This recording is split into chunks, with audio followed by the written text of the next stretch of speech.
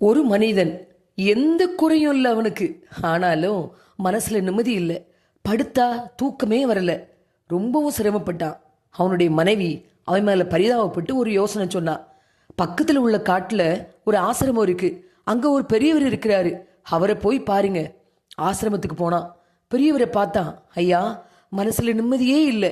படுத்தா தூங்க முடியல. அவர் அவனை நிமிர்ந்து பார்த்தார். தம்பி, உன் நிலைமை எனக்கு புரியுது. இப்படி என் பக்கத்தில் வந்து உட்கார். பிறகு அவர் சொன்னார், உன் மனசுக்கு சில ரகசியங்கள் தெரியக்கூடாது. தெரிஞ்சா உன் நிம்மதி போயிடும். அது எப்படிங்க? சொல்கிறேன். அது மட்டும் இல்லை, மனம் தேவையில்லாத சமயங்களில் தேவையில்லாத சுமைகளை சுமக்கிறதும் நிம்மதி இல்லாததுக்கு இன்னொரு காரணம். ஐயா, நீங்கள் என்ன சொல்ல வரீங்க? நீங்கள் சொல்கிறது எனக்கு புரியலையே. புரிய வைக்கிறேன். அதுக்கு முன்னால் ஆசிரமத்தில் உனக்கு நல்ல விருந்து வைக்கிறேன். வயிறு நிறைய சாப்பிட்டான். பெரியவர் அவனுக்கு சுகமான படுக்கையை காட்டி, இதில் படுத்துக்கொள் அப்படின்னு சொல்ல அதில் படுத்துக்கிட்டான். பெரியவர் பக்கத்தில் உட்கார்ந்து அவனுக்கு ஒரு கதை சொல்ல ஆரம்பித்தார். கதை இதுதான். ரயில் புறப்பட போகிறது.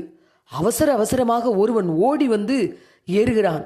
அவன் தலையில் ஒரு பெரிய பார சுமை மூட்டை.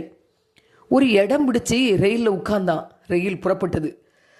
தலையில் சுமந்து வந்த அந்த மூட்டையை மட்டும் அவன் கீழே இறக்கி வைக்கவே இல்லை. அவன் பக்கத்தில் இருந்த ஒருத்தர் கேட்டார், ஏன்பா, எதுக்கு அந்த மூட்டையை சுமந்துட்டு வர? இறக்கி வையன்.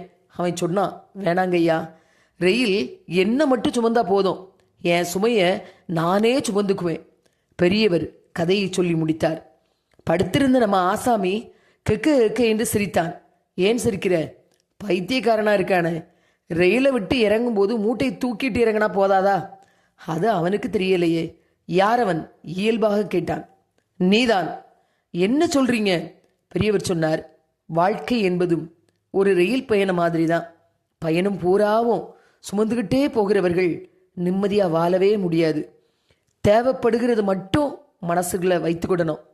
அவனுக்கு தனது குறை மெல்ல புரிய ஆரம்பித்தது. சுகமாக தூக்கம் வந்தது. தூங்க ஆரம்பித்து விட்டான். கண் விழித்த போது எதிரே பெரியவர் நின்று கொண்டிருந்தார். எழுந்திரு. எழுந்தான். அந்த தலையணை தூக்கு என்றார். தூக்கினான். அடுத்த கணம் ஆ என்று அலறினான். தலையணையின் அடியில் ஒரு நாகப்பாம்பு சுருண்டு படுத்திருந்தது. ஐயா, என்ன இது? உன் தலைக்கு வெகு அருகில் ஒரு பாம்பு. அப்படி இருந்தும் நீ நிம்மதியாக தூங்கியிருக்கிறாய். அது அது எனக்கு தெரியாது என்றான். பாம்பு பக்கத்தில் இருந்த ரகசியம் உன் மனசுக்கு தெரியாது. அதனால் நிம்மதியாக தூங்கியிருக்கிறாய்.